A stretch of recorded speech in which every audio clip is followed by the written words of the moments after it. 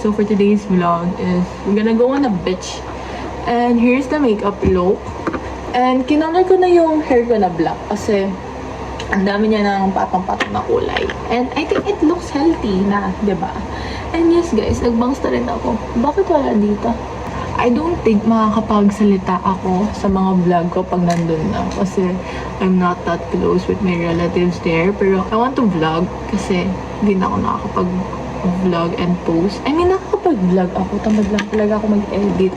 So anyways guys, I'll see you there. Hindi na ako mag-vlog pag nasa biyahe kasi nakakahiya. Anyways, bye y'all. Hindi na ako nakapag-video kanina kasi inuna namin yung mga pictures.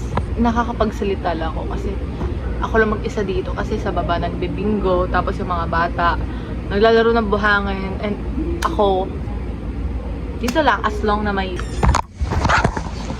Hi guys, it's morning already and I'll get ready with me. Ako nag-makeup na ako guys, and it's time check 5:10 in the morning and we're waiting for the sun rise.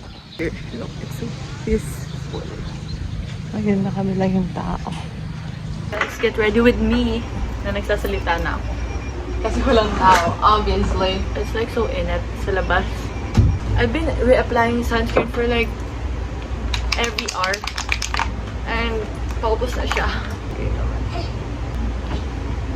And guys, biggest regret. Nagbangs ako. Kaya yung mga picture ko may ganyan na bangs. Like, hindi naman ganyan. Like, ganyan. Ang pangit tignan. Tuloy. Tapos dito, ang aga ko magising kanina. Like, 4 gising na ako. Is this Tagalog? Guys, I love May so much. I love the month of May. So, it's like my birthday and I've spent it with my friends. Basta, guys. Bro, what's that? Bakit ako dito? Oh, aka na. Paano? There you go.